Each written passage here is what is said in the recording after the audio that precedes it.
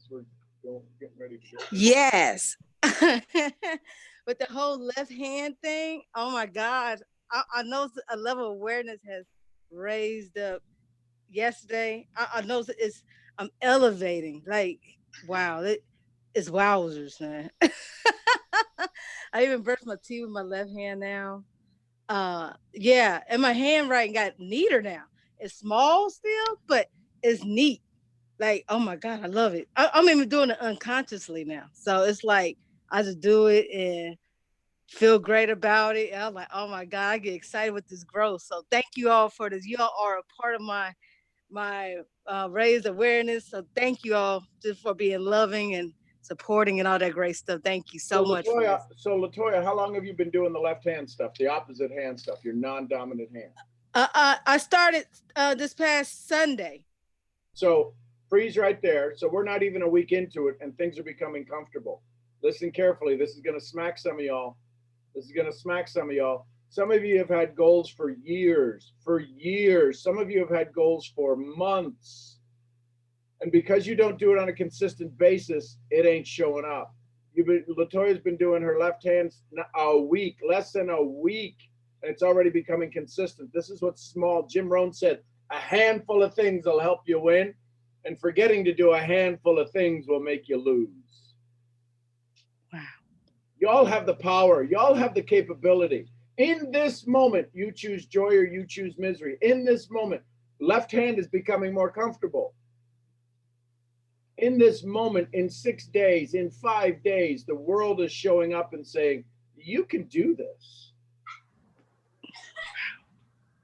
I say all of this to say, the old story, if in 6 days you can do something that's easy, you could have also chosen to not do it, because if it's easy to do, it's also easy not to do.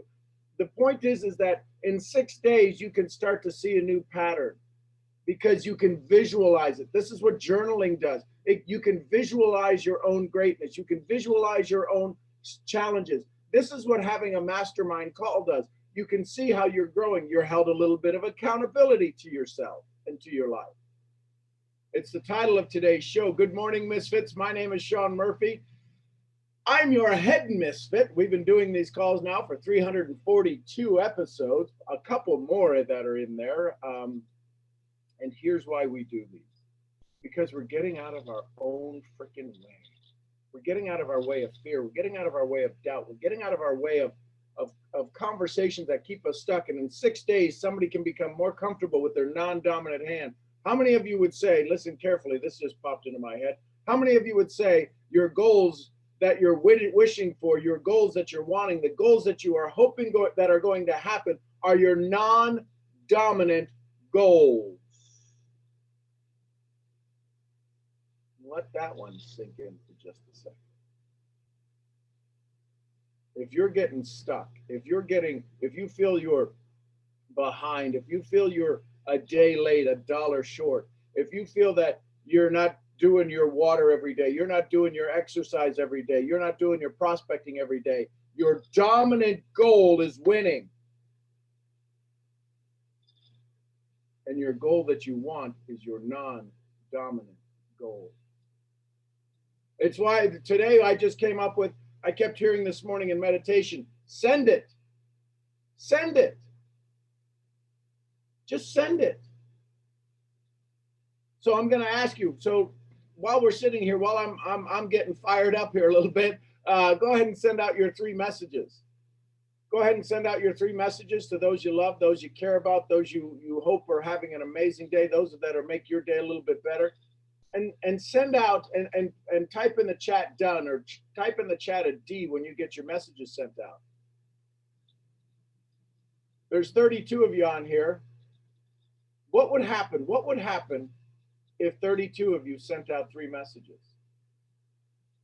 What would happen? Now 33 of you sent out 3 messages. Would it make a difference in your world? You want to talk about your non-dominant goals? You want to talk about your non-dominant failures, shortcomings? Because you might not be doing the things you need to be doing. You might not be focusing on the right area. I'm working hard. That's your dominant goal. What if you sent a little bit more love in the world? What if you just send a little bit more love in the world? What if you just sent a couple more smiles in the world? What if your business skills absolutely suck, but your people skills are absolutely amazing? I've stood on stage in 30 plus countries. I've had conversations with thousands of people, thousands of people, thousands of one-on-ones, thousands of one-on-ones. Dare I even say it, tens of thousands. That's a lot of biscuit right there. That's a lot of people right there. Here's my point. What if your business skills just you're not cut out for the boardroom? What if you were cut out for the friend room? What if you were cut out for the leadership room, for the mentorship room? What if you were cut out to be the mom room, the brother room, the friend, the sister room?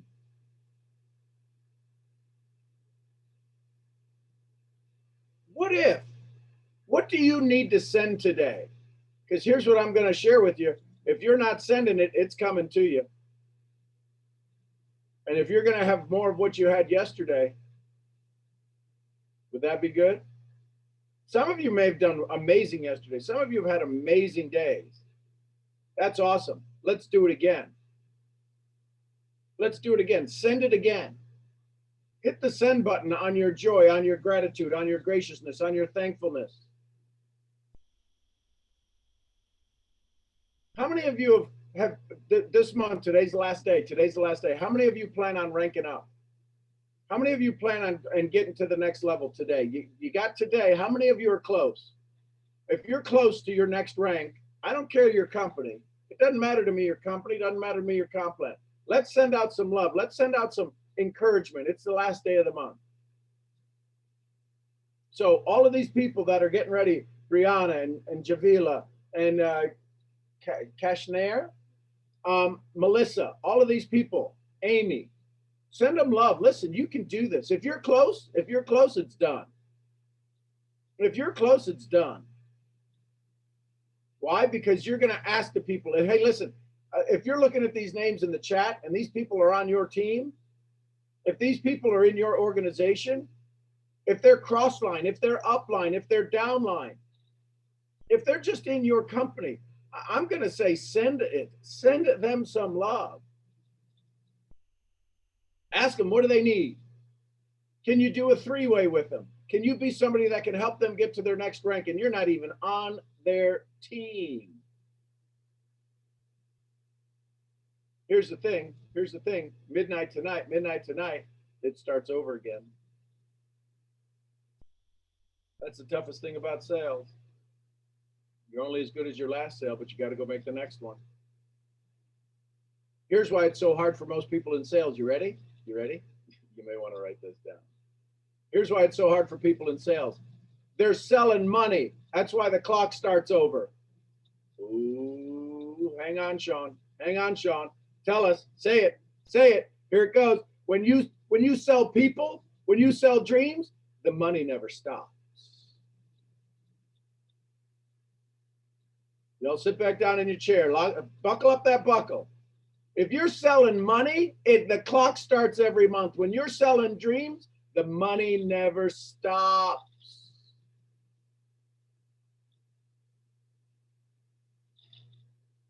If I had a mic, I'd drop it. Did y'all get that? Somebody tell me you got that. Somebody tell me you heard that.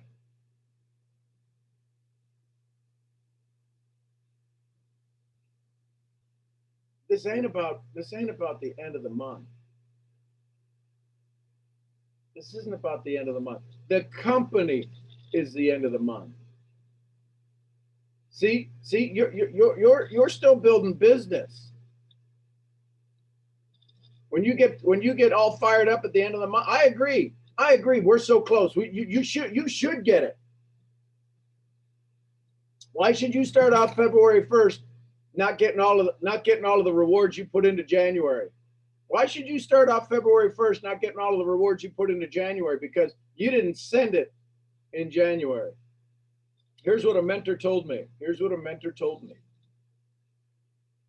If you're in sales, it would be wise for you to make the first day of the month give you all the sales for the week. The first day of the week should give you all of the sales for the week. Build it so strong on the first day, man. The rest of the week, it's easy. It's sliding down the hill. Your first week should cover all your sales for the month, and your first month should cover all your sales for the year. You want to explode your business? You want to take your business to the next level? Put the effort in. And I'm not talking about recruiting or this, that, or the other. Maybe in the 5 areas, the 6 areas on the wheel: family, finance, society, body, mind, and spirit. What if you poured a day into your spirit? What if you poured a day into your family? What if you poured a day into your society? How many of you have volunteered this month? Just type a V if you volunteered this month. And that's okay. Listen, it's okay if you haven't. Jason's volunteered. Ray's volunteered. Brittany, Connie, Nasir, Raymond, Barbrudo, Lola is volunteered. Oh, no, not yet. That's a, hey, listen. But here's the thing. Did you feel good volunteering? Listen carefully. Listen to me. Listen to me. If you like volunteering, guess what you get to now say? I've partnered with a company that lets me volunteer on a regular basis to bring value to my community.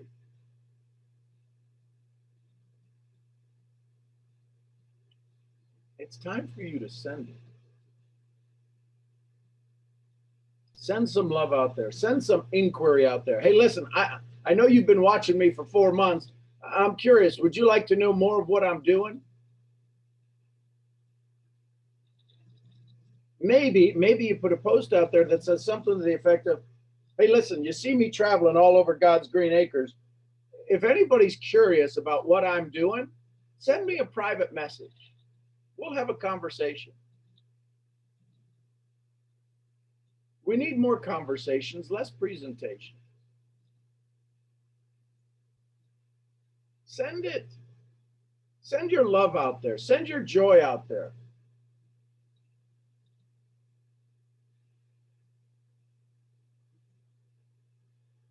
Is this making sense? It's the last day of the month, and everybody's pushing for volume. Everybody's pushing for rank. Everybody's pushing. What rank are you at already? If you were at the highest rank of your company, what would you be telling your team? What would you be saying to your team right now? What would you be telling them? You'd be saying, hey, listen, have fun. Have fun.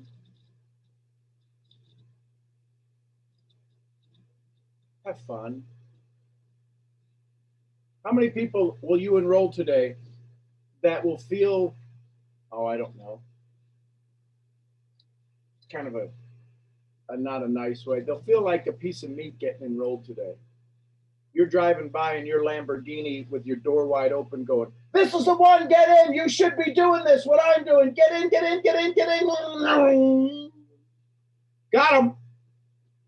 Got him. I got him. Oh, I got 4 people today. I got to get 3 more. I got to get 3 more. Really? Really?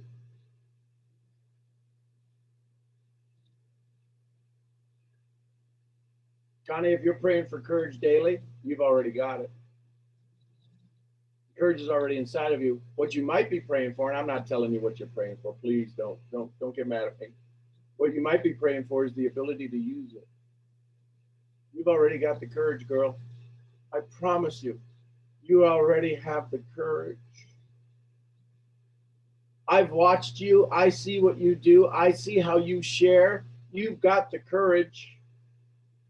You've got the courage. Maybe you're praying for how to use it. Is it okay to use it? So here's what you might want to do. There's Steph from Germany. I don't know how to say hello. Auf Wiedersehen is goodbye. I don't know how you say hello in German. It's almost the same as hallo. It's with the H Hallo, and hallo. It's so, hallo. hallo. I speak German. Hallo. So Connie, what you might be looking for is it okay to use it? Because if you use it, things will change.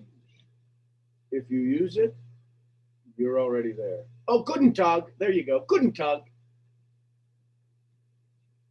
Things will change if you use it more. Things will change if you use it. If you use that courage that's sitting inside of you and that fear that you feel is your brain arguing with your heart.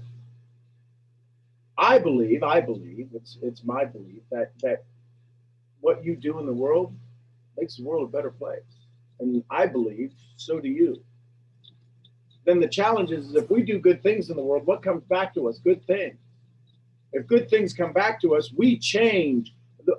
We are seen differently in the eyes of our family, the eyes of our friends.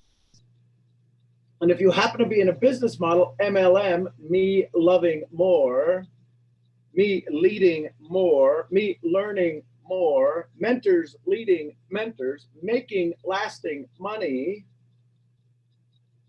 all of a sudden our world changes. And people start to say, hey, what's going on with Connie? That's when you're going to really need the courage to stay in your greatness, to stay in your goodness, to stay in your lane, to stay in your lane of giving, of caring, of loving, of sharing. Sean, can I ask a question, please? Most please, go ahead. Yeah, I'm sorry to interrupt, because I'm on my way to uni. So basically, since I've started with MLM, it's like I don't mind that everyone thinks I'm crazy. That's fine. But then it's just like, because they see my lifestyle changes. I've waked up earlier. I'm more productive. I'm no longer wasting as much time as I used to. But it's just like when I talk to people about the business, all of a sudden they don't see me as a genuine person anymore. And I don't understand why. I feel like I'm more genuine and more true to myself now than I was before. And your question is, how do you adapt that? How do I deal with that? Yeah, how do I I don't not really adapt to it, but how do I deal with that? How do I, get over that? Because that's the only thing that's kind of got me worried at the moment, apart from everything else. Like everything, I don't mind that people think I'm weird now. I don't mind that I'm not like everyone else. It's perfectly fine. So I don't mind. Is your first name Lola? Yes, it is. Well, Okay. actually, I have a Nigerian name. Okay. So my name's like, I've got like a big ass Nigerian name. It's long, but it is part of my name. Okay. It's like so with honor and respect, is it okay then if I use Lola? Yes, you can. So, Lola, if Uh-huh. you speak Russian. No. Okay. So if I started speaking to you in Russian and I was being really passionate about it, what might you think about me? Well, first I'll try to explain to you that I don't understand Russian. So let's freeze right there. When people act the way they act to you, what if all of the way they act is that they're saying, I don't understand you, but they don't know how to say that. They'll think you're crazy. They'll push you down. They'll push you away. All they're doing is pushing you away.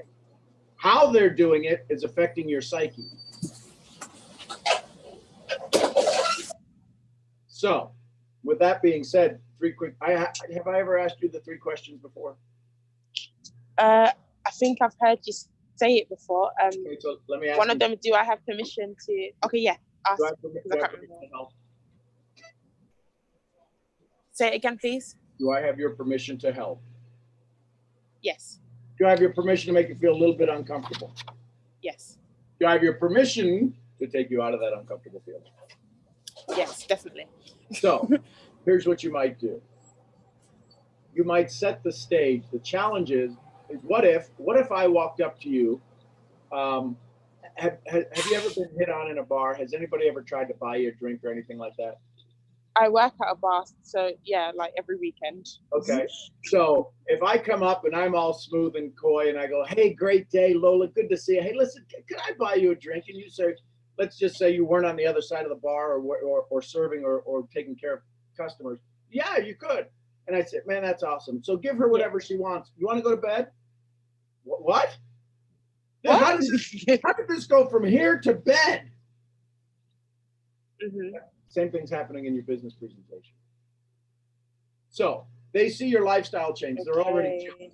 They see that you're having more time. They're already jealous. They see that you're taking care of yourself a little bit more. They're already jealous. And then all of a sudden you go, hey, listen, I want to tell you about my business that I'm winning at and you're losing at. Doesn't come out like that, but that's what they hear.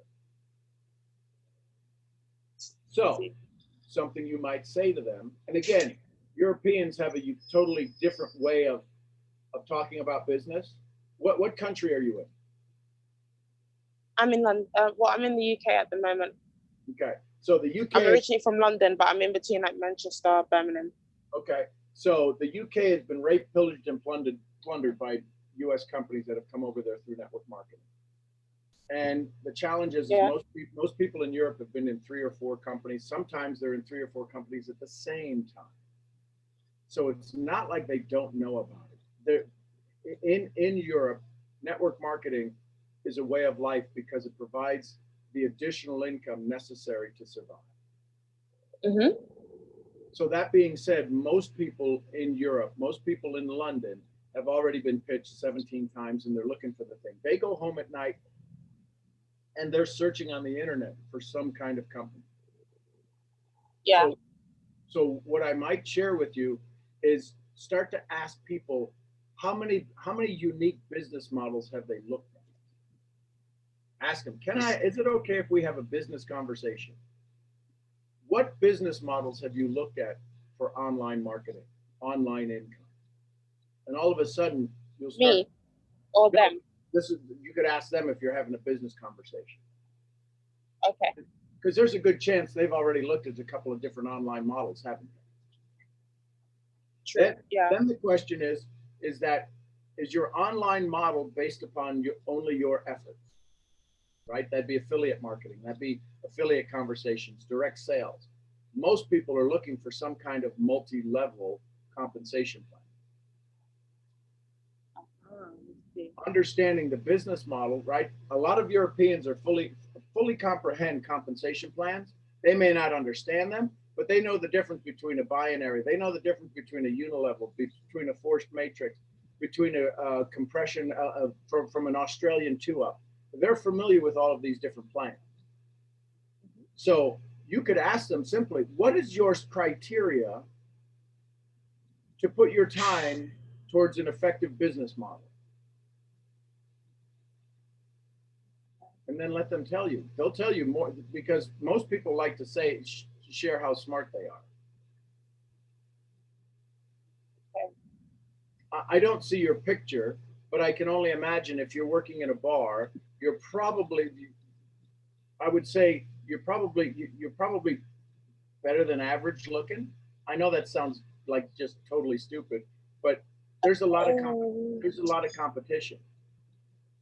And you're somebody that gets in the public eye, so you're easy bait for conversation. Yeah, in general, I am very good at networking in general and speaking to people, but then when it comes to business, it slips. When it comes to the business, because then people automatically, I know there's certain trigger words that I've identified that that alarm people, and they're just like, oh shit, no. All of a sudden, it's just like everything was fine, and then they completely shut down after that. Like, oh yeah, I need to go now. Or, all right, yeah, I'm not really interested in that kind of thing. They'll just shut it down because they hear certain words. So here's going to be the uncomfortable part. So here's going to be the uncomfortable part. Without saying the name of your company, tell me in a couple of sentences. Invite me to sit down and have a business conversation with you.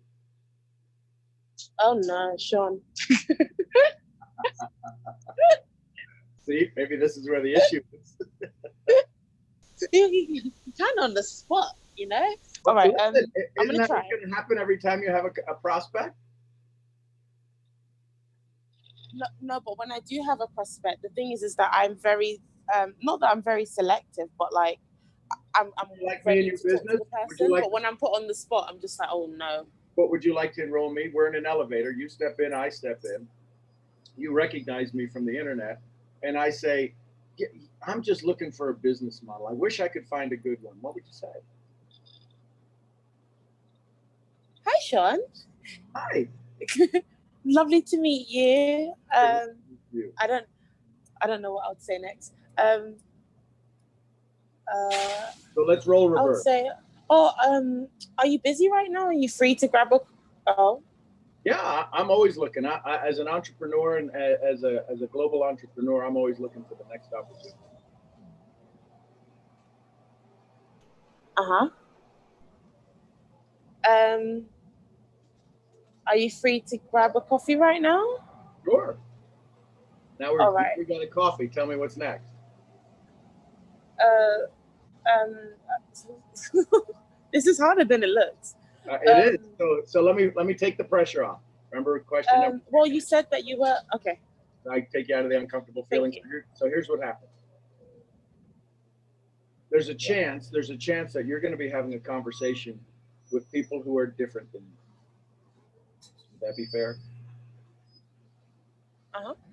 And when you have a conversation with people who are different than you, Yeah. different race, different gender, different income, different experiences, who do you think would like to hear themselves talk more?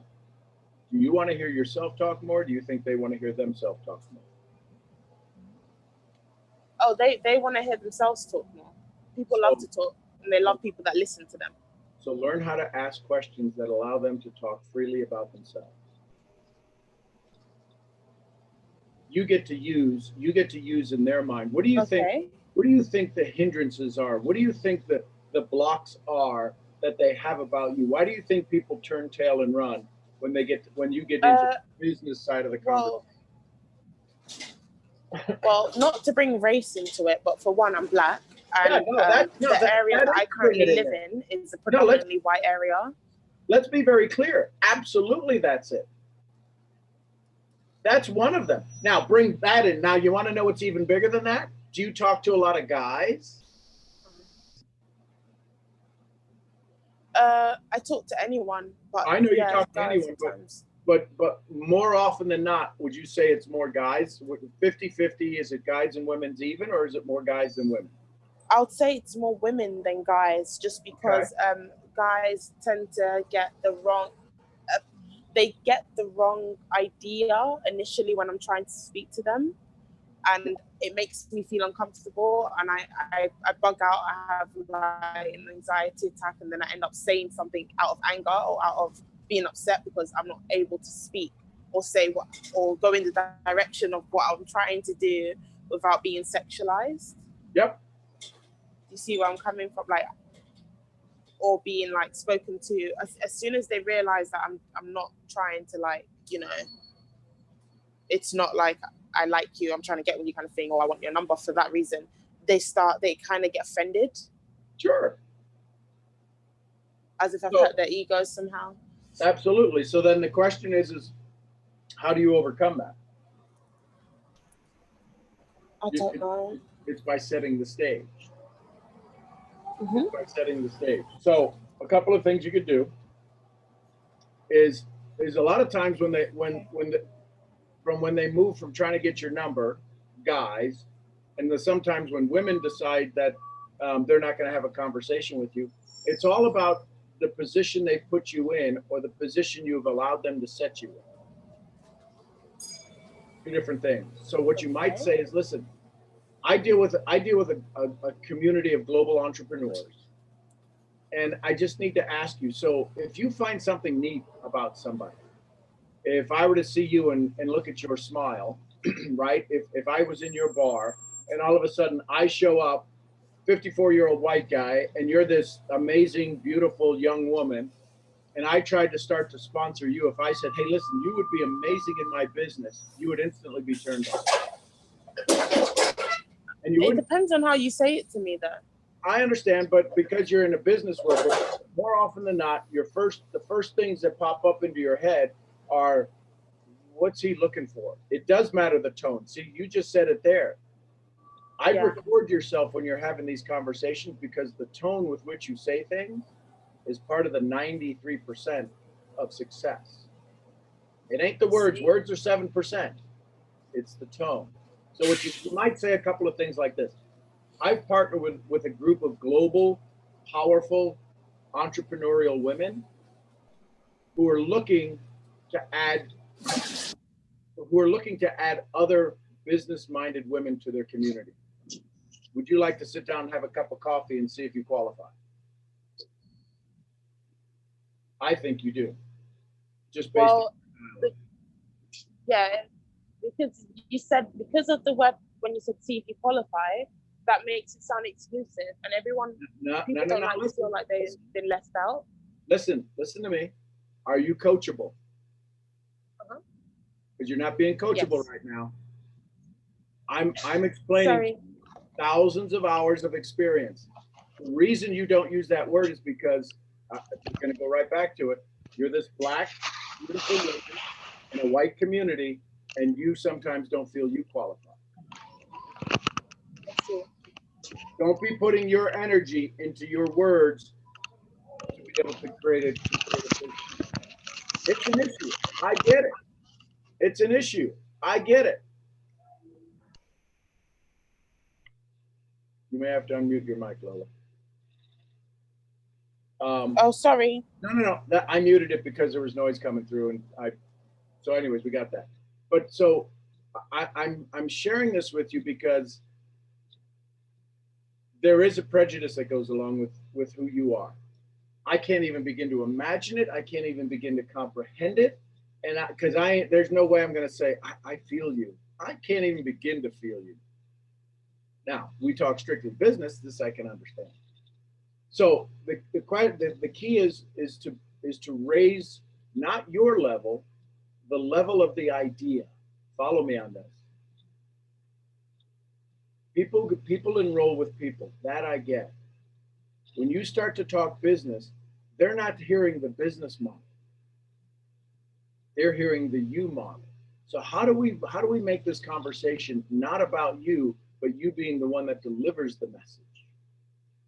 I've partnered with a group of highly successful entrepreneurial women, and we're looking for people who are absolutely wanting to be the best of the best. I've partnered with a company that allows me to share a business model, an online business model, with people who are becoming wildly successful on a daily basis. I've partnered with a group of global successful entrepreneurial businessmen who have asked me to find some pretty unique souls in the world that could partner with on a global business. And you'll find your groove, you'll find your move, your song to that, you'll find your music to those words. There's a big part of this that has to deal with that. I'm guessing, let me guess, your whole life you were born with a silver spoon in your mouth. You were born on third base, thought you hit a triple, and life has been so easy for you. Or did I totally get that wrong? Totally wrong. Totally wrong. Of course I did. So therefore, you're talking to an elitist community. Londoners and Europeans have a very high self perception, and rightfully so. We all should. But y'all have doorknobs that are older than our country. You've been around a while. There are such ignorant pricks thinking that we're the United States. We already have a stigma against us. So what's the theme? Look at the theme in the newspapers that's going on over there. I haven't been looking at the Times and stuff, but if you find a theme over there in the community section, in the general local, in the regional section, and there's an issue with unemployment, there's an issue with racism, there's an issue with poverty, there's an issue with whatever it is, you partnered with a company that is committed to solving that issue. And this works for anybody, anywhere in the world. I've partnered with a company that's dealing with finding a way to help the homeless stay warm in the winter. Charity work. there's some stories. Here's your homework for you, Lola, if you choose to accept it. I'm going to ask you to write down 100 things you've done in your life that most people didn't think you'd have been able to accomplish. Part of your when you transition from your service, from your in this moment to the business moment, there's an essence of your words that gets lost. There's an essence of your conversation that comes out that says, I'm not good enough. I need you to remember how amazing you are. I'm going to ask you to write down 50 things, 100 things that you've done that are absolutely amazing. You say you moved recently. That's one of them. You've got this new job. You've got this job that you're doing. That's one of them. You learned how to drive a car. You learned how to get on a train. You took your first airplane ride. All of these things where you were absolutely scared to bejeebies, and you did it anyway. There's a part of you that when you go to have your conversation, there's that phrase that we hear all the time. You'll know when you know when you know when you know. You might be when you know, but you're not to know when you know when you know. You speak elegantly. You have that wonderful London accent. You have this wonderful capacity, capability. I'm guessing your posture's pretty straight. I could hear in the way the words left your lungs. They didn't leave the back of your throat. They left your lungs. There's good posture. There's an elegance about you when there's a mystique when you stand. I haven't seen you. This is what I'm hearing in your voice. So all of a sudden, there's I bet your shoulders roll Thank over. you. I bet you start to blink a little bit more. I bet you swallow a couple of times when you start to make that transition to the business because it's not as comfortable as your everyday life.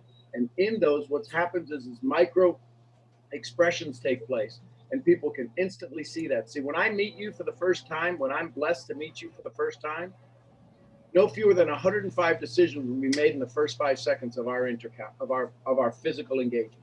You'll make 105 about me, I'll make 105 about you. And we'll spend the rest of our time figuring out if we were right or not. Same thing happens to you. You have this hypersensitivity. See, the challenge is being in the food service business, being in the service of the public. You as a woman have to determine instantly threat or friend, and you're constantly on friend or threat conversations, micro expressions. Your instinct is running by. Whether they got an earring that's in the wrong place, they got a tattoo that says the last guy did that, tried to grab my ass when I left the table. Whatever it is, you know what I'm talking about, right?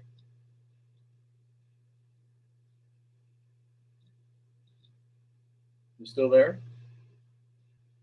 I'm still here. It's just the connection's gotten a bit funny. Okay. But I can hear you. Okay. So, but because you're in the service industry, you have this fight or flight, this threat or friend conversation. You do this at a subconscious level. Yeah. When you go back in the back of the room and you go, table 6 is a jackass. I know that down. Right? So Yeah. I'm going to ask you, part of that comes across when you're having a conversation. You're using your threat dynamics and you instantly probably understand the person. But if you gave them a chance, they might be a good business partner. And that's the crossover. So I'm going to ask you to focus in on that, to become more aware of that, how you're instantly setting them up, whether they're friend or foe, in the business conversation. Yeah. And then just become aware of that and be aware of that. And how would you transition?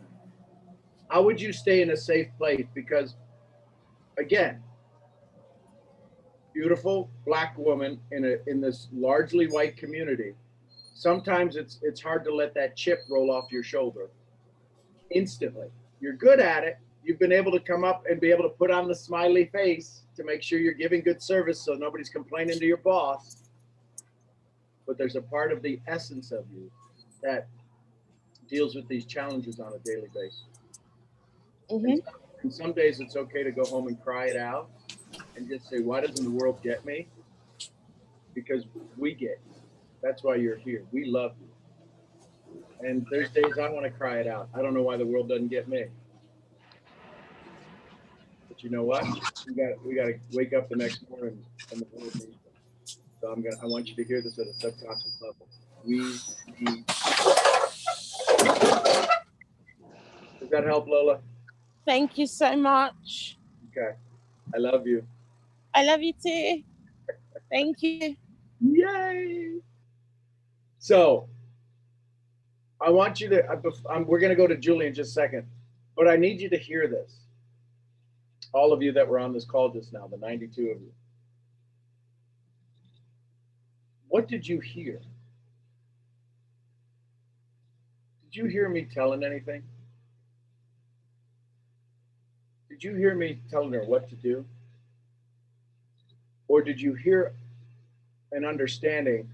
How many of you were, and I'm saying this because this is important. This is what I teach in my classes.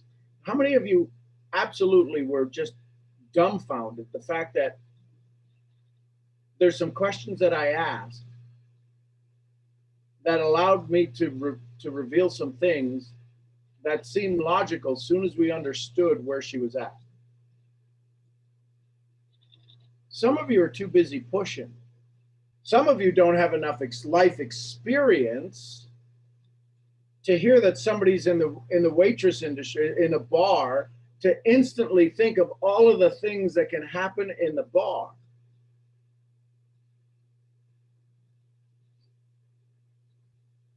Then you hear, how many of you heard that she has good posture? Yeah, you can hear that in somebody's voice. That's easy to learn. That's easy to hear when you know what to listen for. But if you're too busy worrying about what you're going to push down their throat, what you're going to tell them how stupid they are because they're not in your business, you should be healthy. You should be traveling. You should be trading. You should be doing what I'm doing. That just doesn't. You got to give people a chance. This is all about presentation. How many of you would like to learn those skills? We're touching on we're scraping the top of a snowflake on these calls. It's why I can give you all I can in an hour. In 2 hours, I can give you everything I got. Why can I give you everything I got? Because it's a drop in the ocean. Yeah, controlled the conversation because we needed to get to her strength. We needed to be able to have a conversation with Lola that lets her know that she's powerful, because when she says, I go to talk to people and they say they're busy, they don't want to talk to me, they don't want to hear my business. She doesn't hear they don't want to hear my business. She hears they don't want to talk to me. Big difference. Big difference. She's this beautiful, I'm sure, absolutely gorgeous Black woman in a community that's largely white. Good Lord. Listen, here's the closest I can get to it. Here's the closest I could even get to it, and I ain't even close. When I would go to St. Croix, and I would work in Hess Oil, I worked in the industrial world. For those of you that don't know, I worked 25 years in the industrial world. I used to deal with pharmaceuticals, refineries, chemical plants. I dealt with rotating equipment, API stuff. I dealt with mechanical seals, gaskets, packing. I had an industrial background. I was in the top 3% of that business world. I was good. I was good. Still probably could go back into it and in 2 days be good again. But in St. Croix, it's a very largely Black community. Crucians, St. Thomas, Down Island folks, Carnival, where Carnival is from, St. Lucia. A lot of St. Lucians in St. Croix. So I would go, so there's bars, there's white bars, and there's non-white bars. Well, I was hanging out with a buddy, David Degazan. David Degazan was the kingpin. I didn't know what kingpin he was till later on in our relationship. But every place I'd go with David, it'd be, yeah, man, white boy, what you, man? White boy, what you, boy? Yeah, man, everything cool, man. All right. I was going with David, and we were going to this new bar. new bar. Wasn't new, new to me, new for white boy. And it was one of those bars where there's only one way in and one way out. And David was on the phone. He said, "Yeah, man, go in. Everything cool. Everything cool." He said, "They ask you who you with David. You with Kingpin." I'm like, "Okay." So I walk in. And the door closes behind me. You ever watch those movies? You all ready for that? You ever watch those movies? And the guy walks in the bar and the music stops? I swear to goodness, I walk in and within 5 seconds the music stops. Somebody like unplugs the jukebox. And there's no way out. I'm looking, and it's so dimly lit, so dimly lit. You come from, and now this is nighttime. You come in from the outside, you go in, and you still can't see.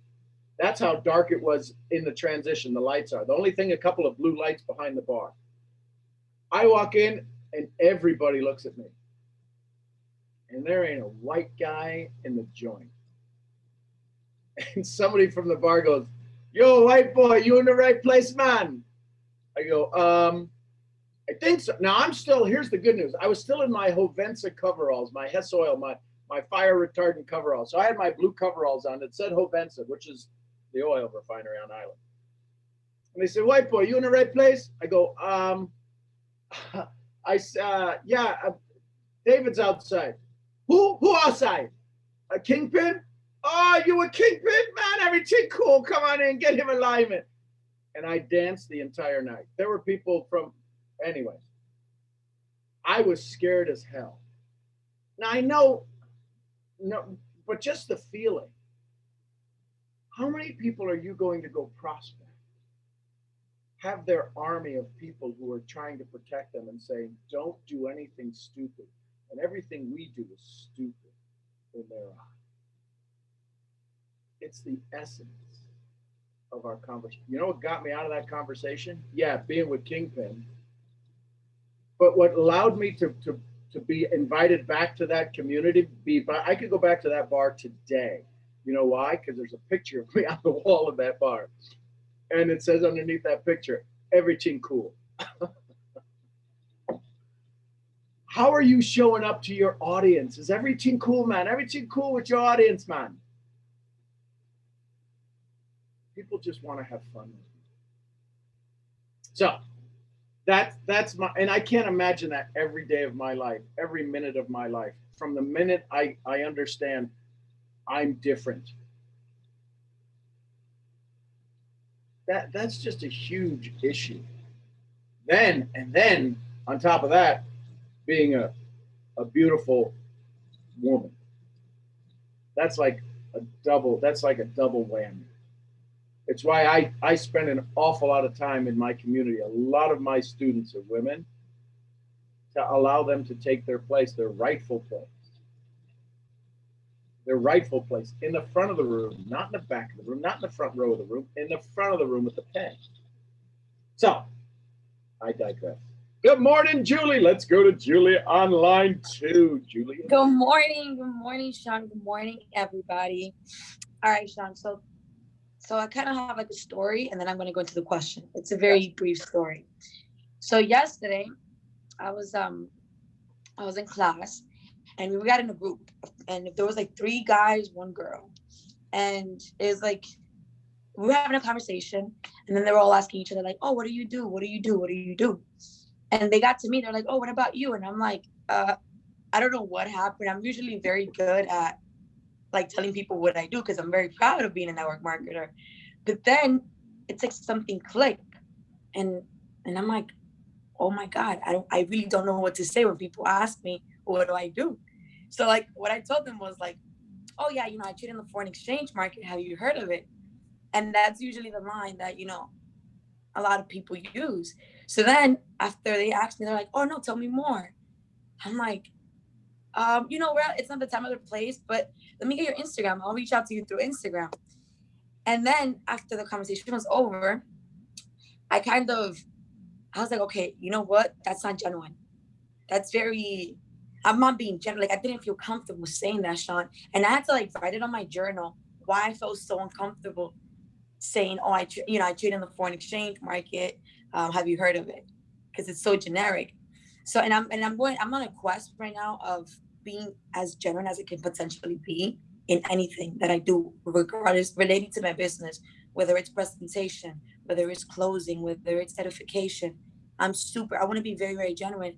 So my question to you, Sean, is, and it goes hand in hand to what Lola was asking in a way, how, like when people ask me, what do you do?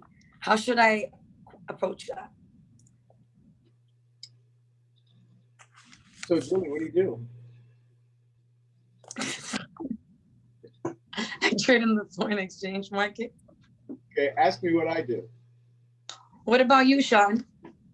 Well, have you heard of this thing called the foreign exchange market, and how so many people are creating wild incomes with it, and how corporations are using it to absolutely add to their bottom line because it's an easy market to work in if you understand it. Have you heard how people are leveraging the foreign exchange market? I have actually. Well, I have. what I do is I teach people how to simply and effortlessly do that on their time and at their pace. Wow. Ask me That how was. ask me how I do that. How do you do it? Very well. Why do you ask? And Sean, why do you ask? I mean, I know that you have over 30 plus years of experience, but why do you ask? Very well. Why do you ask? Because I'm setting up the subconscious mind to let them know that I'm an authority. Because they want to ask, how do you do that? So I take the pressure off. How do you do that? Listen, if I say, listen, I can teach you how to make $1 million standing in town in a bikini, spitting peas out of your mouth. How do you do that? So they're going to ask you that question, like, how do you do that? Yeah, because I teach people who have a full-time job how to create a full-time income on a part-time basis. How do you do that? Very well. Why do you ask? That was amazing, Sean. Thank you so much. You made my life so much easier. See, here's the question. Here's the difference. Listen carefully. Listen carefully. I'm going to smack some people around who aren't on this call. If I just made your life easier in 90 seconds, you've been listening to the wrong freaking people. Ouch. You get me? Yeah, I do, Sean. This is what I do. The only business I'm in is the people business. I didn't matter your company, your comp plan. Nobody's teaching you people.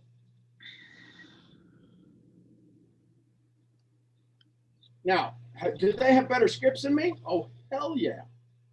But see, I didn't have that. Listen, you need to go and download PDF number 787 to get that script. No, because it's about one-on-one dialogue, so I can help you. Now, let's go back and look at the psychology of what we just did. You ready? Yes. You're waiting to give a response to when people ask you what you do. What did I do? I asked them a question. Because what does the brain do, ladies and gentlemen? It does two things. It says, will this kill me? Or how fast can I recognize a pattern? So my question is designed, when somebody asks me something, I hear the pattern with which they're asking the question. They don't want a response. How many times have people asked you a question and they didn't give a rat's butt about your response? So I'm not giving them a response because they're looking for a reason to get started or an excuse not to. And the second I say for exchange, or I say cleaning the blood, or I say alkalizing the body, or I say essential oils are the only thing that can kill viruses. Oils, they break. What? So I hear the question. I hear the excuse they're looking for. What do you do? I don't do much. Actually, I get paid by my company to do very little. How do you do that? How many people would like to get paid to do little? Can I elaborate on that a little bit, Sean? Just a second. I mean, hold on. Hang on, Bob. So the reason that I asked the question is based upon I want their eyes to be around, I want their head to be around the thing that they've heard about. Is there a chance that people have heard about Forex? Yes, there's a huge chance, especially out here in New York City. Is there a chance that they've wanted to dive into the foreign exchange? Yes, there is a chance. Is there a chance that they think it's going to cost a lot of money and they don't want to lose money? Yes. So wouldn't it be neat if I set them up to say, well, I don't know if you've heard about the foreign exchange market, but there's been so many people. So I said there's businesses who use it to create money to their bottom line. So businesses are using it as an arbitrage, and they're making money on the arbitrage, and they're making money on the market. Huge corporations, huge institutions do Forex. And the challenge is they don't think they have enough money. So then what I do is I bring it back to the individual. You know how corporations are in the Forex market and they make millions of dollars in the click of a button? What I've done is I've partnered with a company that brings that same kind of technology back into the hands of the individual to allow them to make a full-time income on a part-time basis. Wow. I need to watch your recording. But you see what I did? I set it up so they go, that's exactly what I've been looking for. Mm-hmm. Nobody thinks you're successful. You're a beautiful woman. All you got to do is bat your eyes and shake your tail feather and you'll get whatever you want. That's what they're thinking. And then all of a sudden you come across as a business person, an entrepreneur. It's like, yeah, really? So sometimes our introduction sets us up for failure.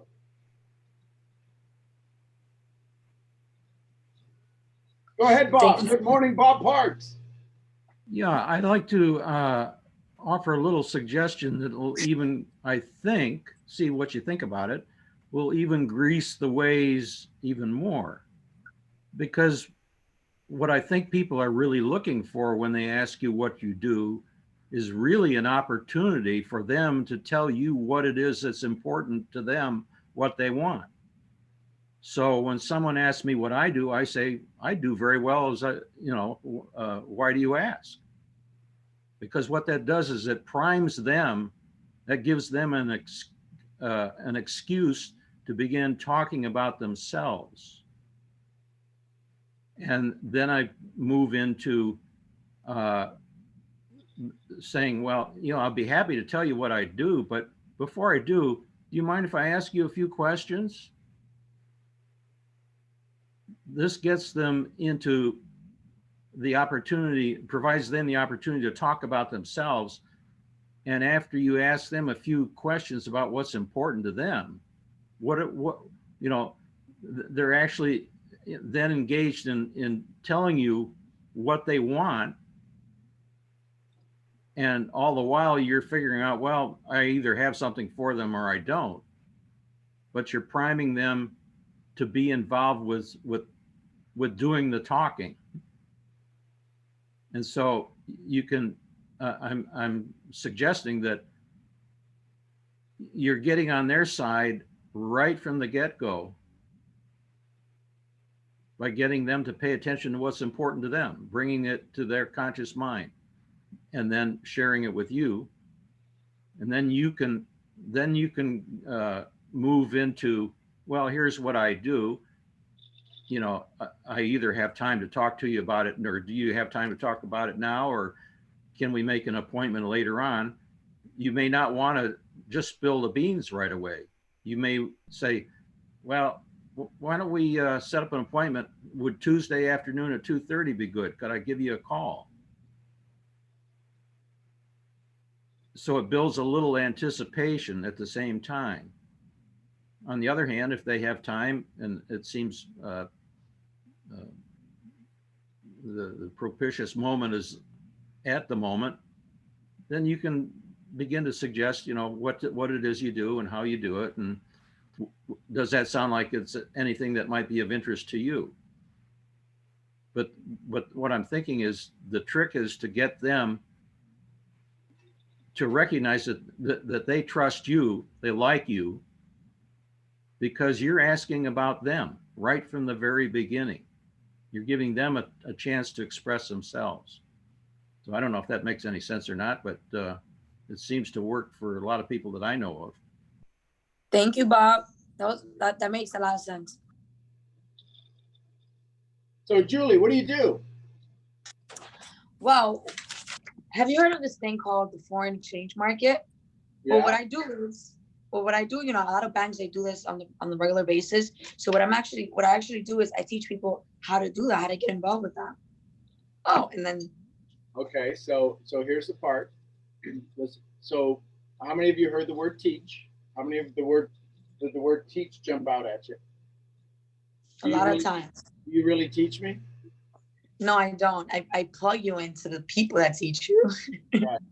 So all of a sudden you're now this foreign exchange. Oh, so, and what if they happen to be in the foreign exchange market and they go, so what's your thought on this particular, I have no idea, this particular schematic? And you're like, oh, so you lose credibility.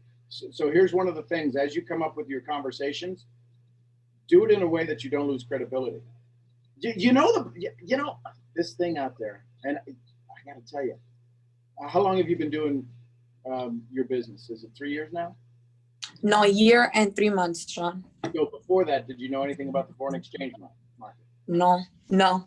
Okay, so here's the thing. You know, as 5 years in the military, was it? 6. 6 years. You know, my 6 years in the military made me realize that I've got to look for ways to leverage my experience. And I don't know if you're familiar with the foreign exchange market, but my whole time in the military, I never heard about it. It was only about a year and a half ago that I learned about it. And I now find a way to be able to help people leverage the foreign exchange market. And I found a company that actually rewards me for introducing people to the foreign exchange market. Oh my God. I'm like mind blown right now, Sean. I'm always mind blown after this call. Thank you so much. Like, that was so helpful, Sean. But see, so why do you say the 6 years in the military? In order for them to see, like, to gain trust, I believe. Huge. You served our country. Instantly, they fall in love with you. If there's this whole big push about let's thank the military, I agree. But you're this powerful woman, beautiful woman. Oh my God, you were in the military? But the reason that you say 6 years in the military is because they've been 6 years in their job and they've never heard about it either. I can use that as my story. Oh, really? Really? I'm shocked. That's such a good idea. Okay. There, I'd put you in a chokehold, but then you'd flip me and break a bone. Oh, Sean, thank you for everything. Good, I love you. Y'all getting this? You're making it too difficult because somebody above you is teaching you from a 3% mindset, and we're all sitting here at 97%ers. You got to bring it down. You got to make it simpler. Use your story.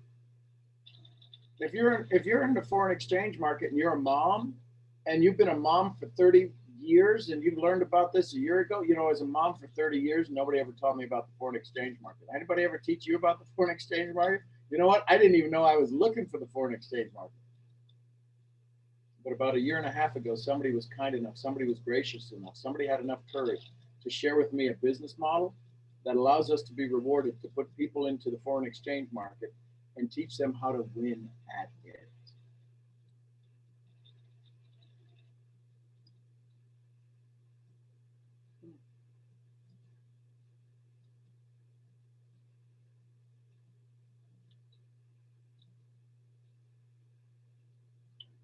Attention all personnel. Is the pink robe lady available? Pink robe lady, please report to the front. Pink robe lady, please report to the front. Rhonda, what you got to say, girl? Good morning. How is everybody? Hey, y'all send some love to Rhonda. So I don't sound as much as an old man as I did yesterday. So that's good. everything's recovering. So there's just a couple of things I wanted to point out. And this is kind of for the women, and Sean will know where this is coming from. Um, oh, hang on. Okay. Can you still hear me? Yep. Okay. Let me take this off so I can hold it. So, girl, I'm going to tell you, I totally understand what it's like having to build in this business and the trials and tribulations you go through. I had me a little event yesterday, and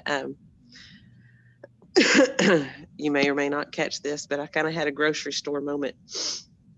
And what I mean by that is you put yourself out there and you're prospecting, so to speak, trying to make relationships, trying to talk to people, trying to be friendly, all this kind of good stuff. And get somebody that and talking to, just trying to grow you, and they say or do, it's on like a pot of neck bones, and you got to cut it down and you got to shut it off. It's something that us girls go through more than the guys do, because we're looked at in a sexual way instead of a business way. And I want to encourage y'all, no matter how young or how old, it is frustrating, but what I've learned, and it was a situation where a guy hit on me because of me putting myself.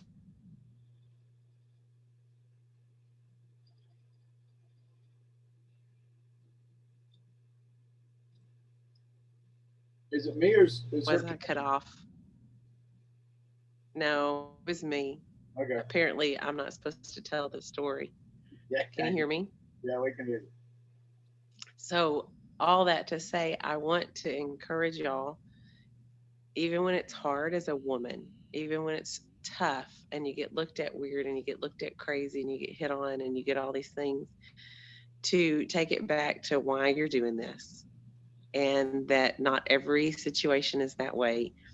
And this is probably me just venting, but I know every one of y'all feel this and get shoved around. That's why Sean speaks to us so kindly.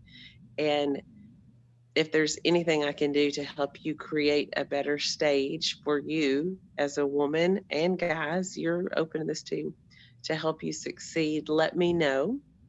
If there's a way I can speak into you, or if you need some extra support on Instagram or any kind of social media, let me know. I want to help you as a woman have a voice. And guys, I want to help you learn how to allow a woman to have a voice without feeling inferior when you do it, or with having to feel any type of sexual reaction when women launch. Does that make sense how I said that? I hear it. Okay. Let me see. Hang on. Someone just said she was at the grocery store trying to explain what she does, and the man she was. Actually, the grocery store was just a funny way of saying all the food comments that I was about to say. But you could say that it was actually on social media. So, and then that's just a little, hey, girls, I'm here for you, and I love y'all. And it's hard and it's challenging, but it's worth it as you get over those thought processes. And Sean and I will have a conversation about this, to help me think even better on how to go through this thought process. Did I freeze again, or am I still good? We hear you. Okay, you got still. And so then here's a tidbit I just wanted to share with everybody on here.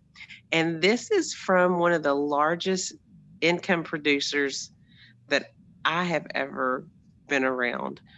And after last weekend, I had the awesome opportunity to sit with this, actually to walk with this guy and just listen. And I asked him if there was one thing I could do to put myself in a situation to where I could get the success that you've gotten. What could I do? And it's really simple, and I'm going to do it today. All the notes you take on Sean's phone calls, all the nuggets he gives us. What do we call him? The Nugget King, hashtag the Nugget King. Everything he gives us, everything he pours into us, go back and reread your notes and then rewrite them in a different way. Answer the questions that you asked yourself or that you should have asked, and answer them and rewrite your notes. I don't know why that popped into my mind as I was sitting here listening to y'all and talking, but I wrote it on the back of my notepad instead of the front. And that's usually where I put my extra notes for somebody else because it hits my spirit. So that's what I've got for y'all today. I'm going to go do that. Who knows what's going to come out of that? I've had a lot of other epiphanies while on this phone call, but I'm just feeling the girls today. For some reason, I'm feeling, maybe it's because I need to feel y'all because of what happened to me last night. But I'm sending lots of love to y'all. I'm feeling your love and your energy. I'm feeling better. And I'll keep praying and listen to the downloads. Thanks, Sean, for letting me chat. I love y'all. Love you, Rhonda. So glad to have you back. Not that you were gone, but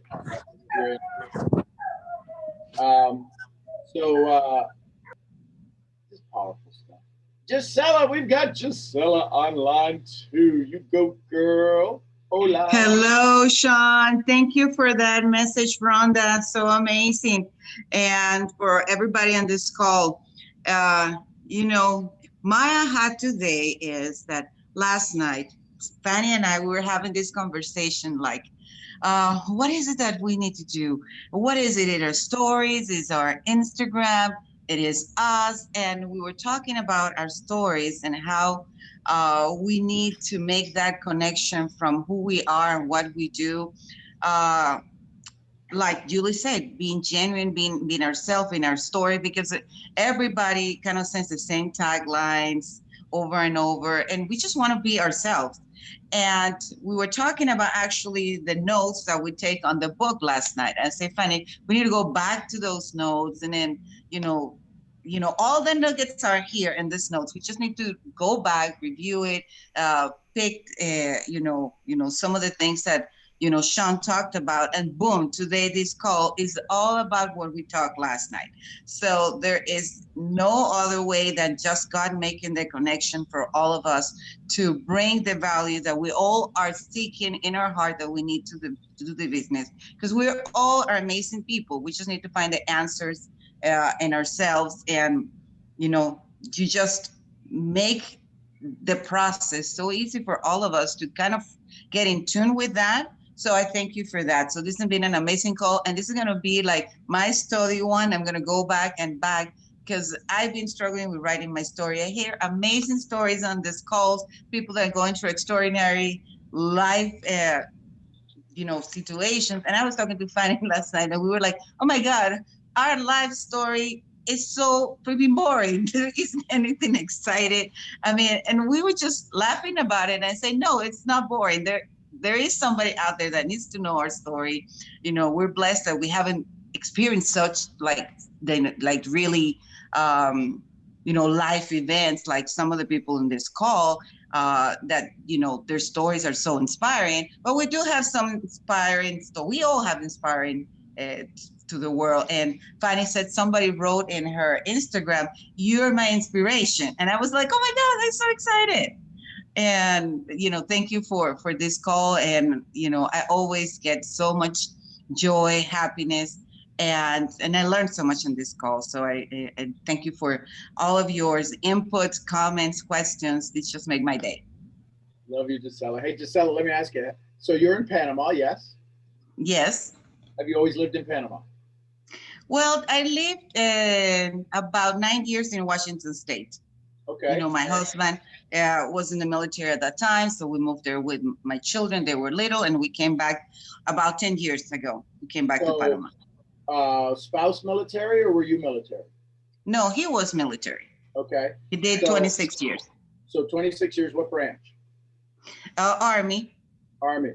And so 26 years, he's probably E7. Was he E7 when he got out, retired, E8? Yeah, about that. I don't remember exactly. Okay. So are you guys still together? Yes, been together for 25 years. That's what I thought. So here's part of your story. So were you living in Panama before and you went from Panama to Washington State? Yeah, I was living in Panama. I was, finishing my school. I had my oldest daughter, and I was pregnant from my youngest. She was born here, and when she was 2, we moved to the States. Okay. So Gisela, tell me what you do. Well, my story's a little bit kind of weird. Do you ever have to move your family to another country and then live there for 10 years, learn all the customs and everything else? And you have some good times and you have some bad times. And some people, it may be job transition that causes them some challenges. I needed to learn. I learned a long time ago, I needed a business that I could do anywhere, that didn't require me to show up at a building, but show up online. So about a year and a half ago, I found this opportunity that allows me to venture into the world of Forex trading that I can do anywhere. But more importantly, I can teach people to do it from anywhere, because my husband being a 26-year career military person, there's a moment I'm ready that there's a chance that we may have to move again for some reason. It may be not within our control. But what I've learned is, as a mom, to be able to take care of my family and to be able to take care of my children. God forbid my husband got sick, our income would go away. I needed to figure out a way to support my family as well. So what I've done is I've learned how to leverage the Forex trading community. Yeah. That's it. That's it. So it tells a little bit about your story, gives a little bit about, lets them feel your pain, right? Because few people you're going to talk to have had to move their family for 10 years to another country. Yeah. And for us, it was hard. It was kind of like burning the ships, we had to leave everything because we moved back when the housing crisis market in the US. We lost our home. We actually had to mail our house key to the bank and everything, because we had a home here in Panama that we owned, but we couldn't sell the house. It was costing us a lot of money. So we say, you know what? The bank, F the bank. Here's the key. Let's go and do what's best for our family. And that we did. And it's been the best decision ever. And we do not regret it. It was a lot of shame. I was really shamed. But from doing that, because I'm kind of the person that's very responsible, and I felt terrible, but I did what was best for the family. So here's how so do you ever stand up in front of a room and tell your story? Yes, I have. Once I told that story, and it was like, I was shaking because that's something that's still in me. Yep. It's a little shameful because I had never done anything like that. What if you did this? Because in Panama, most people have their house keys. So ask everybody next time, hey, listen, do me a real quick favor. Everybody find your house keys. Hold your house keys up and you hold up yours. And you say, now what we're going to do, tomorrow morning, you're going to go down to your bank and you're going to give these to your bank. How many of you would feel comfortable right now? And everybody would be like, no. 12 years ago, 13 years ago, that's what I had to do. Our family was faced with a choice. And we had to do that. Not something we're proud of, but we had to do that. But it was one of the better decisions we made for our family. And here's where I end up. Right now, I stand in front of you today to talk with you about another good decision my family has made. Wow. Yeah. Love that. Yeah. So it's all about how you're the author of these stories. Every one of you is the author of your stories. I think that the fact is that sometimes we tend to compare so much our stories with others, and then we minimize our story. Well, and we always tend to be like, oh no, I don't have anything like really drastic, or like, we compare and then we minimize our stories. And, we all have so amazing gifts, and our story is part of who we are. And we just need to like recognize that and look inside. And then this is what happens. Everything comes out, and then we realize, yeah, my story, it's important. It's unique. It's my story, and I'm proud of it. The challenge is we look at our story and how it affected us. What we don't look at is how, when we tell it, how it will impact others. We look at how it affected us and made us feel terrible. But in our terrible, in our breakdown, in our failure, people get strength. So there's a big difference between how it affects us and how it impacts others. When I hear your story, I know you don't want to tell it. I know it's like, oh crap, I got to admit failure. Everybody in the room needs to know that you've stumbled, because they know that you can help them through their stumble. Hey, Sean, can I add to that? Sure. So I was thinking about this, and I was thinking about all of y'all, and how my story, I was kind of like you, I was hung up in my story. And I was thinking about how my story doesn't seem as, I got in this loop in my thinking about my story doesn't seem as powerful. It doesn't seem, I haven't suffered through these things. I am, and I say this because I can say it like this on this call. For all accounts and purposes, people would look at me and go, well, you're a privileged white woman. And I'm like, well, my gosh, what kind of story could I possibly have with that being the case? But this is what hit me, and as I was praying, this is what God said. I haven't suffered through everything that y'all have suffered through. I don't have an ethnicity that puts me at a disadvantage per se. I always had parents that loved me. I was from this amazing home, raised how anybody and everybody would want to be raised.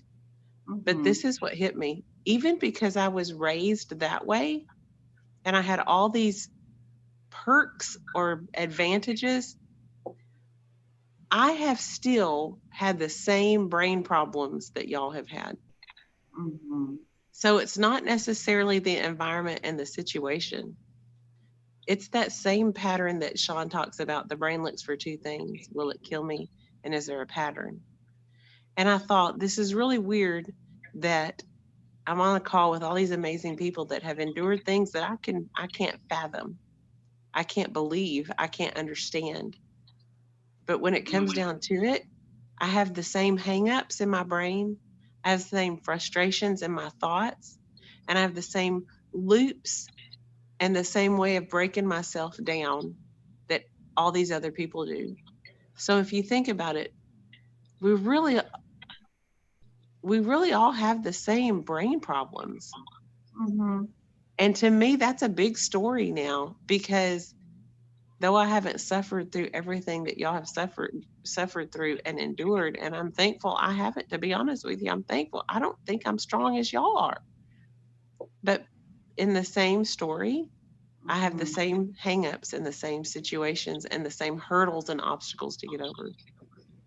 Does that make sense? Yeah, totally, Rhonda. Totally, Rhonda. Yeah, we just all share that, common fears, doubts, pain. It's just, it doesn't matter where you're from, where you were born.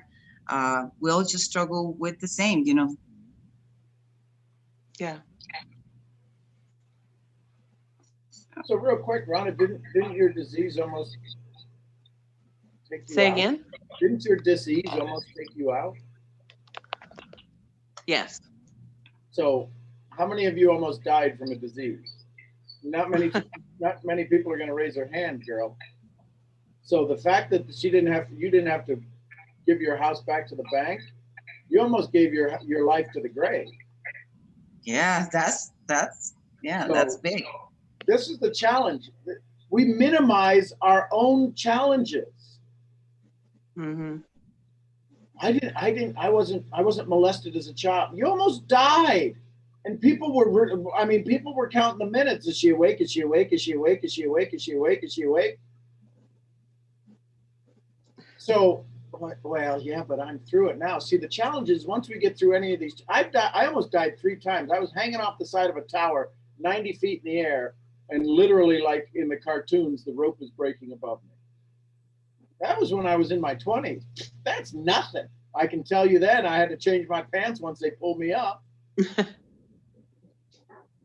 But when we look back on things, our memory makes things not as much as we usually minimize it. We usually try to even out our memory. You almost die. And by nothing that you did, by some disorder in the body. Have you had an experience? How many of us haven't had an experience where we almost died, metaphorically, physically, emotionally? That's the story we're all looking for. When were you about broken? And how did you put yourself all back together? Because the person that's sitting across the table from you has had their own broken story. Now, they may get broken 10 times worse later on in life, but their story to them, the broken story they have to them, is a broken story. They feel they are broken. And they just need to know somebody's got the glue that can help them put themselves back together. Good morning, Shammy.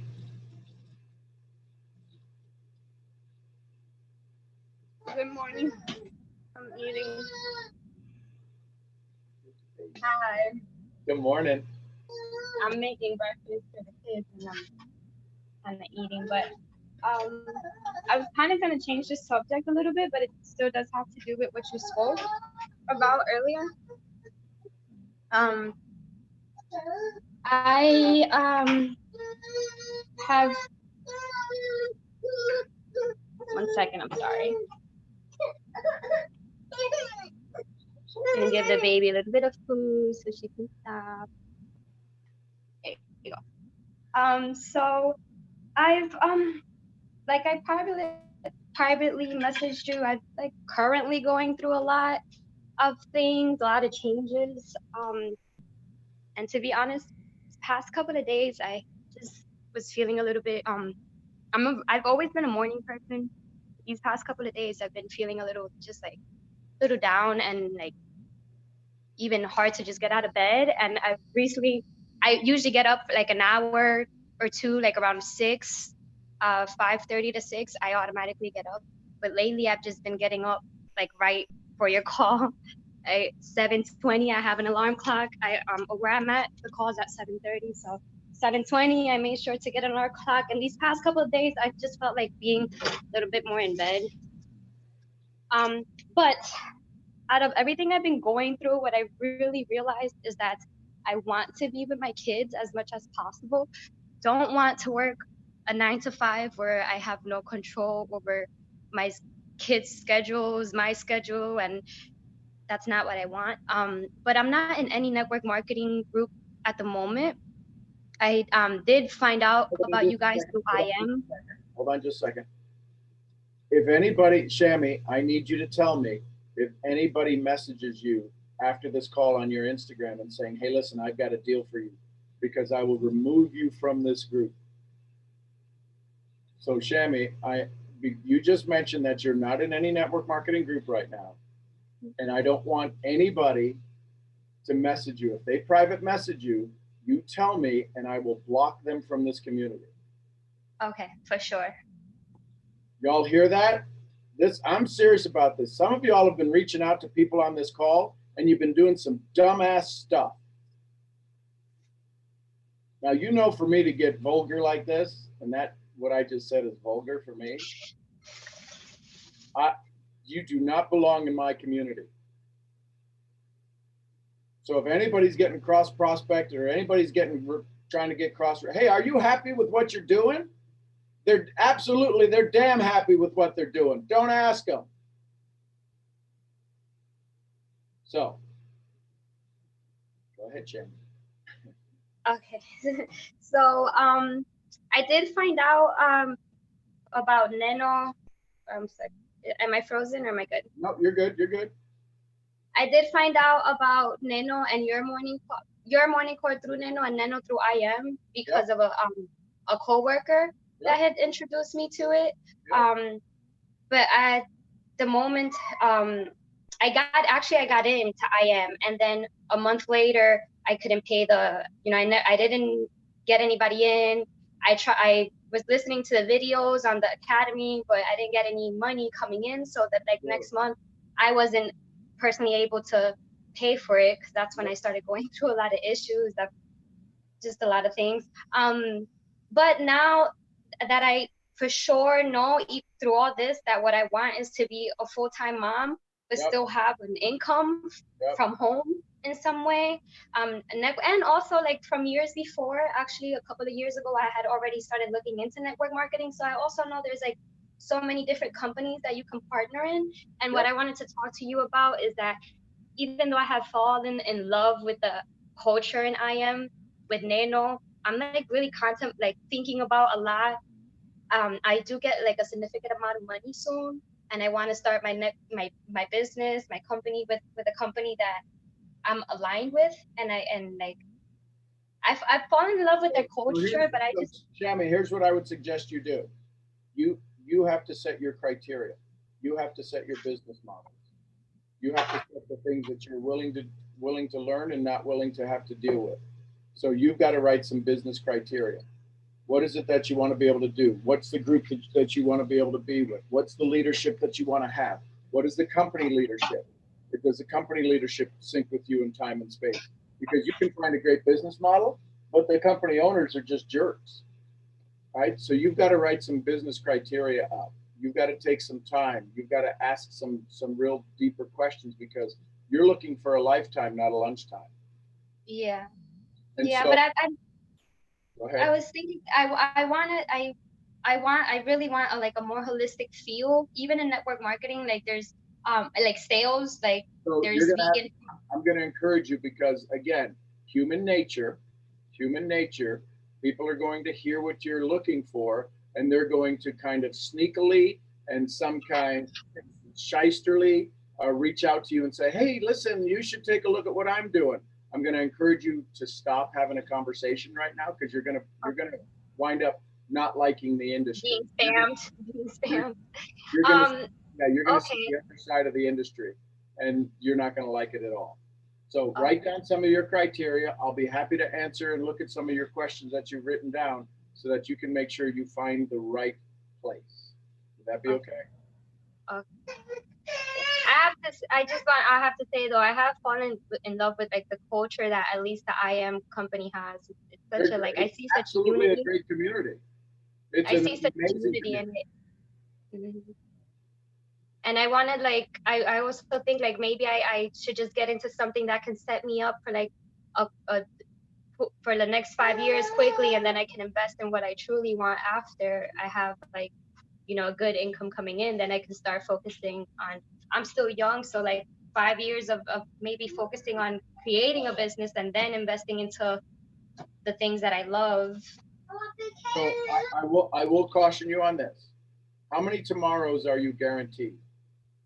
None. So don't say I've got 5 years. Get in the energy right now. My goal might be is how do I create a residual income that takes care of my baby and their babies? And start that today. Start that idea, start that concept, start that feeling. I know we want to have a 5-year plan, a 10-year plan, a 20-year plan, but even when you get to the 20-year plan, it's going to be when? Now. So start writing out your goals now. As you go through today, write down the feelings you want. What do you want your daughter to say about you? What do you want your children to say about you when they say, my mom is fill in the blank? Wow. Yeah, I do journal, but that's an amazing. Can you repeat it? My mom is, and what do they say about you? Yeah, I'm gonna do that today as soon as I hang up in my journal. And I have been journaling. I feel like I might have to be more specific when I journal. Yep. But I have been every day. If you guys really want to get clear on what your vision is, what your mission is, what do you want them to say at your funeral? Wow. And it's not about your title. It's not about what's it say? Nobody cares what you do. They care how you made them feel. Mary Kay used to put the button, make me feel special. Make them feel special. What is it that your family's going to say about you that they miss most? What are they going to do? What did you have to do? What do you have to do in your life for them to build a statue to you? So there you go. Sammy, I love you. Love you too. That was amazing. Thank you. You bet. Well, there you go, folks. Another day in the books. The Just Send It conversation. I appreciate y'all. Anyone want to share one last thing? What'd you learn? What'd you like?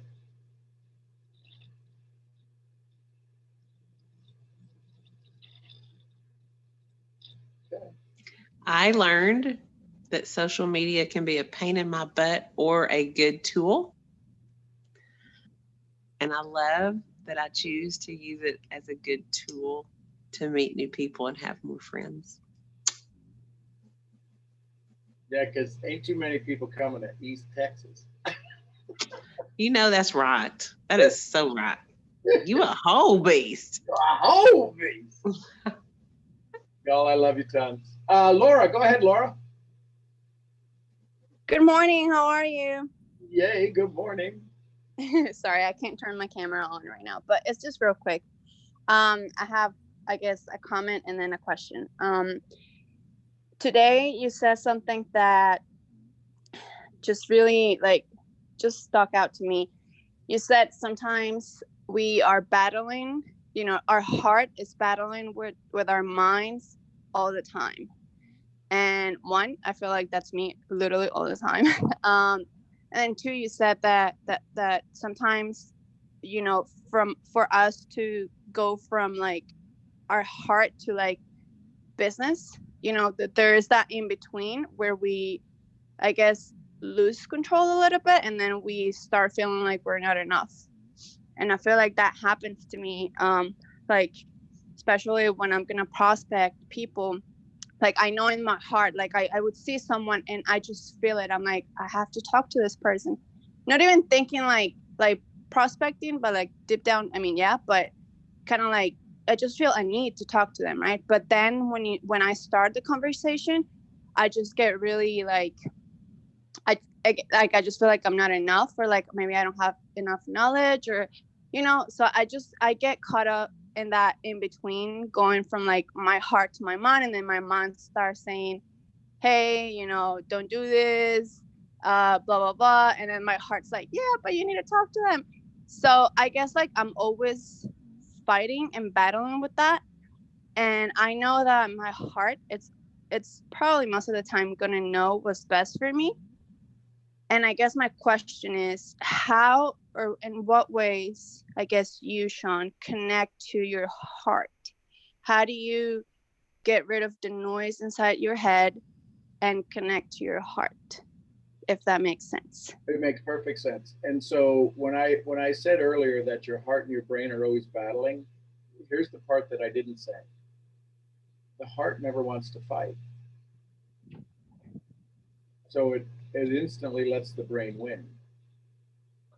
And that's why we become sad. That's why we say, oh, I should have said this. Oh, why was that was so stupid. Because the brain now goes, the heart was right. So how do you connect? You stay in your heart. You walk up to somebody and you go, listen, my heart, I don't know, this is gonna sound crazy. My heart is saying that I need to have a conversation with you. I don't know what it's about. I don't know whether it's a message you need to share with me. It's a message I need to share with you, but I was drawn to you because of your energy. Is it okay if we have a conversation? I have no idea where it'll go. Okay. It's when you try to throw the business in there that the brain goes, tell them about the business, tell them about the business, tell them about the business, tell them about the business, tell them about the business. And the heart's going, what? That's not why we were drawn over here. That could be the next logical conclusion is the business, but right now it's a heart connection. It's a vibrational connection. Yeah. And again, you suffer from the same challenges as a beautiful woman, right? You've got this great voice, you've got this great hair, you've got this great body, and I'm just pointing out the obvious, right? Captain Obvious to the front, Captain Obvious to the front. Mm-hmm. But all of those things have been a great benefit to you, and they've also been a great hindrance. Yes. Right? Just like the sun is amazing, but it's also a terrible thing for anybody that wants to. Bats really don't like the sun. Yeah. So even for some of us, the good sometimes winds up being a challenge. So I would just be in your joy, find a way to stay in your joy, and just go from there. And go to step into the unknown. Where you get frustrated is when your brain is trying to deliver the outcome. that it has no idea what is the potential outcome. Step into the unknown, step into the joy, step into the, listen, I have no idea what's going to happen. We may just say hello and that's it. But there could be something. Right. Okay. Yeah, thank you. I think. Yeah, well, yeah, I just. So did you hear what you said? I know. I think that's brain. Your brain doesn't want to hear the story. You said, I think. You were talking about I feel. Yeah. Whoa. Y'all say bye to Mason. Come here, sit down. Bye, Mason. Bye, Mason. That's where it is. Love you, brother. Big Mason. He so doesn't like that. He so doesn't like that. He'll grow to love it. If I ever tell him, he'll grow to love it. Baby. Oh, look, the puppies. So yeah, Laura, you said, yeah, I think that was good. And you were thinking, you weren't feeling. Get back in your heart. Get back in your heart. Tell her to get in her heart, Mimi. Tell her to get into her heart. I love it. Does that help? It does a lot. And it's yeah, it's totally odd. I get it. It's totally odd. But when you start to get into your heart and you start to operate from there. So during the day today, every hour, at the top of every hour, ask, where was I at more in the last hour, heart or head? And you'll start to see some of the things. You'll start to see where, just ask, heart or head? Oh, geez, I don't know. Next hour, I'm going to pay a little bit more attention. Every 15 minutes, heart or head? I was in my heart in that dialogue. I was in my head in that dialogue. Because maybe your career requires you to be a lot in your head. Yeah, I feel like I've been, for the past, I want to say like 10 years of my life, I've had to, or I trained myself to be more in my head because I was more in a survival mode. Yep. So that required me to think a lot, and I neglected my heart in many ways. And so when I found out about network marketing and the business model and everything, I loved it, and my business side loved it, but then it was again like that conflict between my heart and wanting to do things the way my heart wants me to do it, and then there comes the being a business person, strategic, you know what I mean? So yeah, I found myself always battling, and it's not just with the business, it's just like my life in general. But yeah, I know now that I've been connecting to my heart more, that's like what I need to do. Like that's my true self, I want to say. And like meditating has helped so much, and I just feel like more connected to who I am when I meditate. And of course I get rid of the noise in my head, which I love. So I've been enjoying doing that, and I feel like I'm just finally, I guess, tapping into the real Laura. So but it's a little scary, because it's like, wow, like it's been so long. Scary. Yep. Yeah. So what if you got a handful of people, 2 or 3 people who you absolutely trust and admire, people who hold you up, and ask them to hold you accountable to, because they could probably see maybe faster than you can when you're in your head or in your heart. And you can ask them when you're out with them or having conversations with them, was that conversation head or heart? No, it was hard. But just become more aware of it. Yeah. Cool. Thank you, Sean. Thank you. Love you. Thank you. Love you. Thank you. Well, there you go, folks. Brianna. Go ahead, Bree. Yeah. Hi, guys. Good morning. Good morning. So I don't think I really have a, well, like, okay, so I feel like I'm a person that leads with my heart in most situations, like most of the time. But I also feel like people try to take advantage of that part of me because that's just who I am. So like, how do I have a hard time just like shutting people down in the sense that I can see it happening, like people try to take advantage of me, but I'm still that nice, heart-led person. So how do I guess, have the balance, or do I need the balance? I don't know. Well, there's no such thing as balance. We're usually all or nothing creatures. And when we talk about balance, that's somebody's metaphor to sell you a book. Because if you want to go after your income, everything else in your life is going to be out of balance. And if you're going to go after peace in your life, everything else is going to be out of balance. Until you reach that that's the only place your focus needs to be. So what you might say, what you might have a conversation with yourself is that when you start to recognize people are venturing into that take advantage position on you, you're either going to let it happen and not worry about it, or you're going to have to do something about it to make sure it doesn't go any farther. So you may set the stage. It's never uncomfortable if we set the stage. What becomes uncomfortable is when we have to point out the obvious. And the obvious is that somebody's taking advantage of you. So in your dialogues, you may be able to say, you know what? This conversation is starting to go in a place that gets me uncomfortable.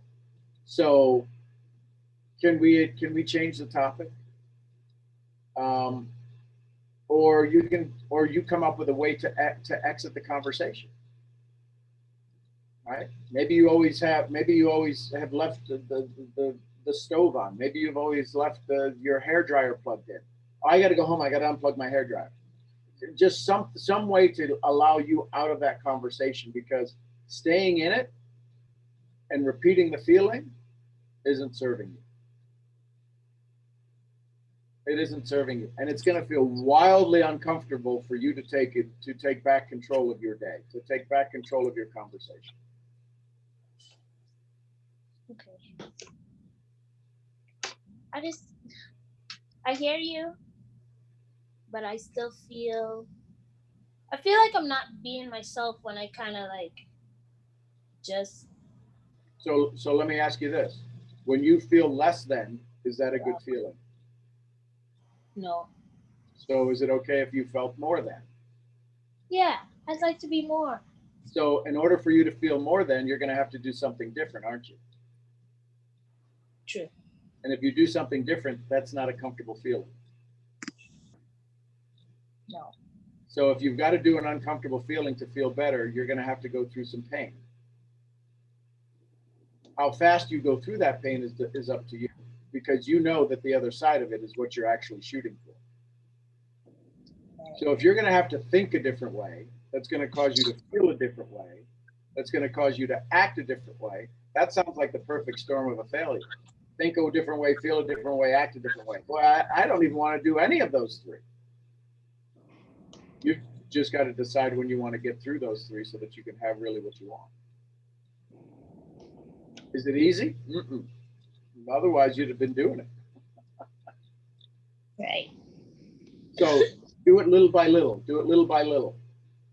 Look at a situation that's about to happen. Look at a situation that's about to come up in your life and say, is this a situation where I normally get taken advantage of? And you'll do one of two things: either go into that situation and not be taken advantage of, or avoid the situation altogether.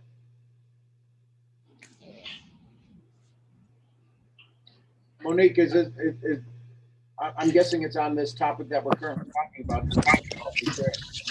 Yeah, I apologize. I got cut off, so I don't know what else was said after Laura was done talking.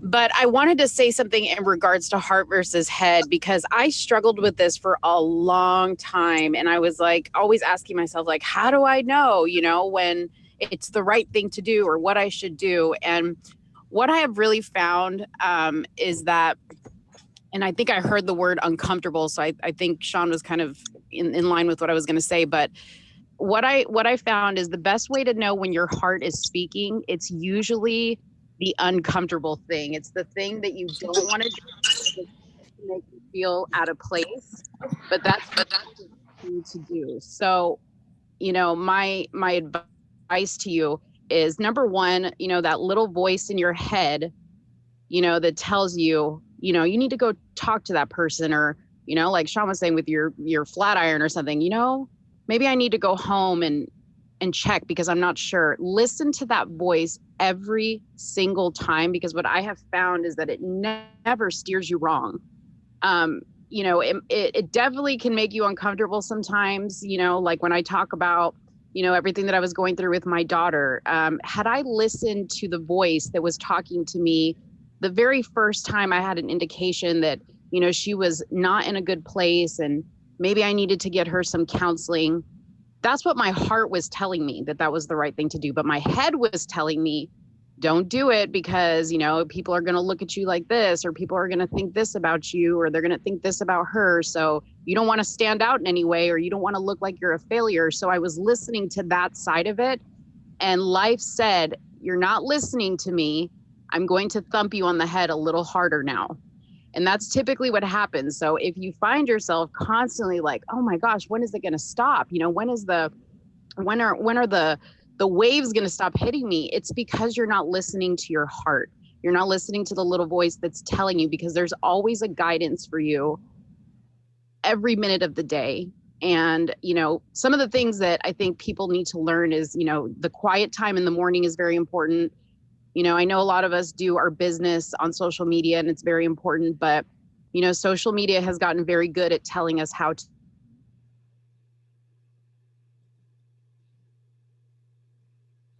Where'd she go? I don't know. This is what happens when the universe doesn't want our messages getting out. I shouldn't say the universe. I should say the enemy doesn't want our messages getting out. So the key is follow that little message in your heart, Bree, and just pay a little bit more attention to it, and you will have some good conversations. You'll become more and more aware of the things that are happening in your life. Okay. Thank you, guys. You bet. Love you tons. Have a great day. Love you all. All right. You too. Well, there you go, folks. I hope you're doing amazing. I hope the world brings you great joy. And you know what? We'll see you all tomorrow. Tomorrow, 8:30. So it's a later start, 2 hours later than normal. But we can start at 8:30 Central Time.